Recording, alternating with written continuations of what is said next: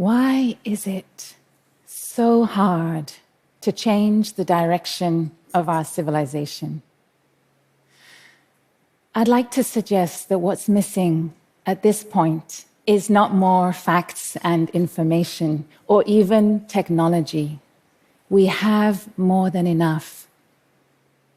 What's missing is insight. My teacher, Zen Master Thich Nhat Hanh, has said that if we haven't yet changed our way of living, it's because the awakening isn't strong enough. We can't hope to change the world if we can't change our own way of seeing things, our consciousness. But how can we do this? In the Zen tradition, we know that awakening doesn't happen only with the intellect. We need to engage our whole being right in the heart of the present moment. And a very simple way to do this is with the practice of mindful walking, a powerful meditation that doesn't require hard labor or even extra time. Do you remember the first steps you took outside this morning? The feel of the ground underfoot, the fall of the light, the quality of the air. Do you remember the first tree on your way? Life is there for us, but the question is, are we there for life? Perhaps this morning we had something more important to do. Perhaps we were in a hurry. Many of us have a feeling that we are running out of time. But when we rush to do something, are we saving time or are we losing it?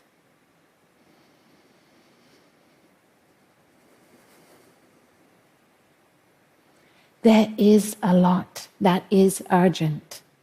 But in order to take the kind of radical, decisive action that our planet is calling for, we need to be fully present, grounded and alert, fearless and free. It is our way of being that has got us into our current crises, and it is our way of being that can get us out. Mindful walking can help. We really feel the contact between our feet and the ground. And we enjoy the harmony between our breathing and our steps. With each step, we arrive into our body, into the present moment.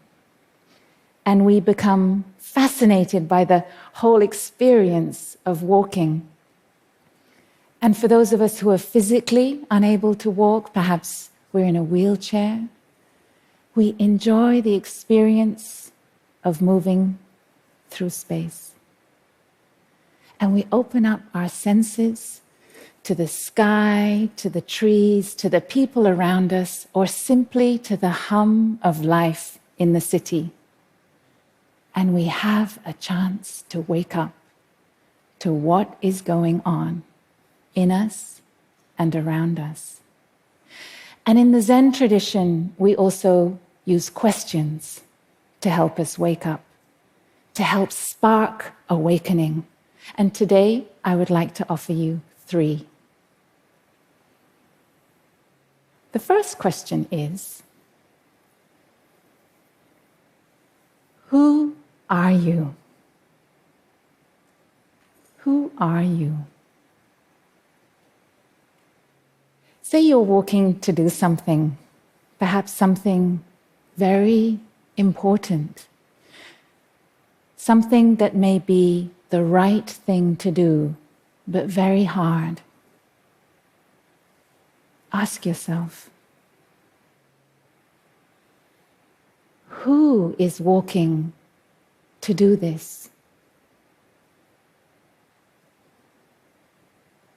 can you see that you are, in fact, an entire lineage of parents, grandparents, and ancestors? We carry all of them within us, their qualities and their weaknesses, their hopes, their regrets, their fears. Each one of us is in some way an ambassador of our species. And as we walk, we have a chance to activate the best of ourselves, the qualities of awakening, endurance, compassion, generosity, fearlessness, and hope. And going further as we walk, we realize that we embody millions of years of evolution. Each one of us is nothing less than a representative of the planet, a child of the earth. In this very moment, we are all made of earth, sun, and stars, mountains and rivers, savannas and rainforests. It is impossible for us to be without all these elements. And realizing this is to see with the insight of interbeing.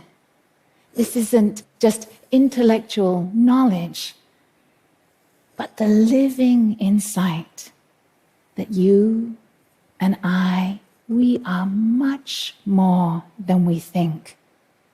And this is an immense source of love and strength as we take action in the here and now. Which brings us to question number 2. Where are you? Are you here? Are you now? Do you feel at home in yourself, relaxed and at ease? Or is there still some restlessness, perhaps a little agitation? We may feel distracted, preoccupied. There are those who say we are too much in the present, not planning enough for the future. But there's a difference between being alert and awake to what is going on and being lost in our work or projects or drowning ourselves in consuming to cover up, escape from, or numb ourselves to what is actually happening.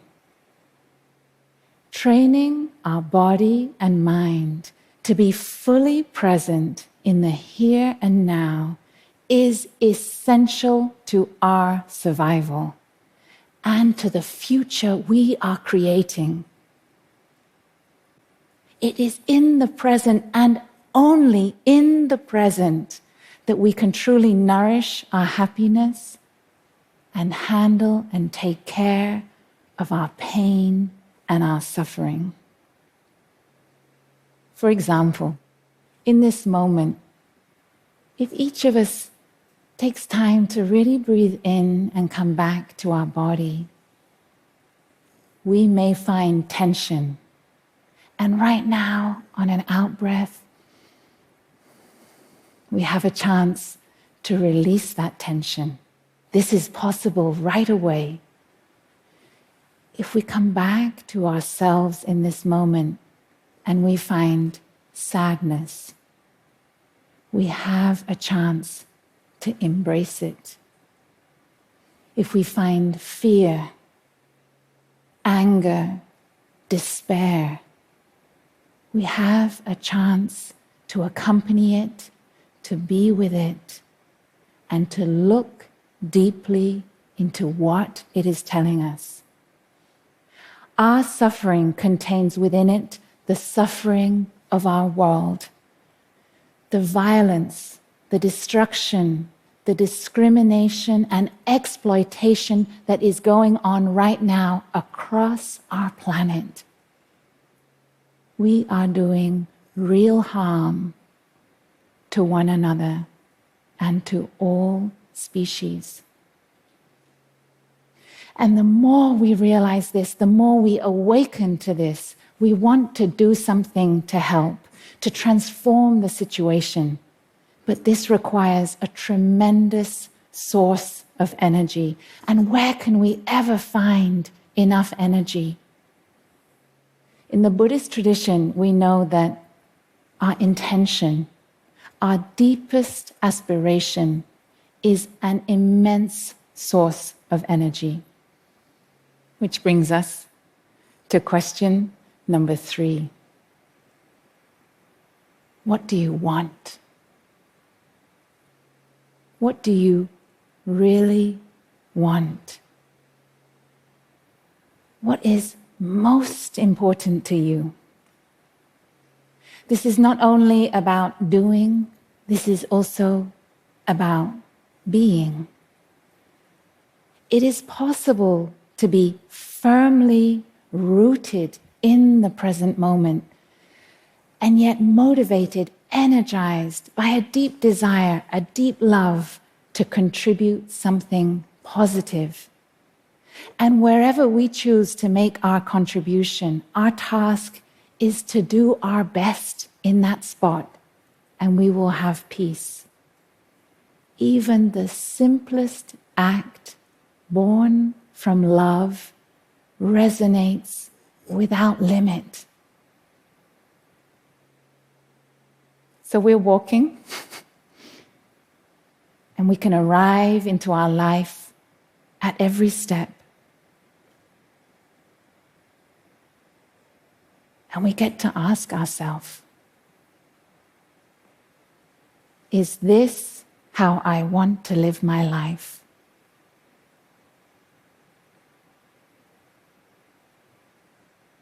Life is short, and each one of us needs to identify and nurture our deepest aspiration, rekindle it if necessary, and find a community of friends and allies who share the same dream. And with the insight of interbeing, we see that we're not a small me realizing our dream, but a vast us. And we arrive at our destination in every step.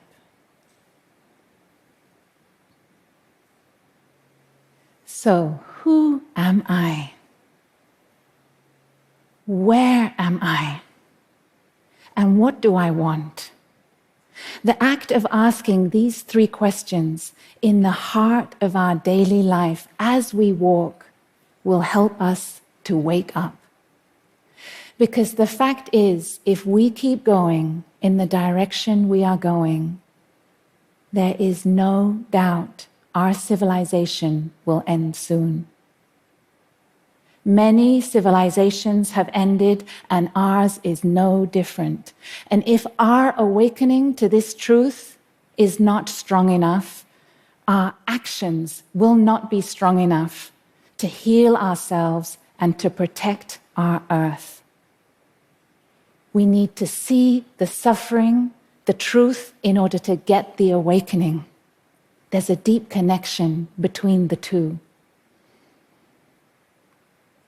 We can't help if we're numb or if we're overwhelmed. Only when we dare to feel in our body what all these facts, all this information means, will we truly awaken to the preciousness of life and to the danger we are in. And we have the spiritual strength. We need to do this. Mindful breathing and walking can give us stability and non-fear. Being in contact with nature lifts our spirits and heals our soul. The earth, our ancestors, and our descendants, they are all here with us in this moment, giving us clarity to see the truth, and courage to take radical, loving action. And with this awakening and this spiritual strength, it is possible for us to act with the urgency of today and also with the freedom of eternity.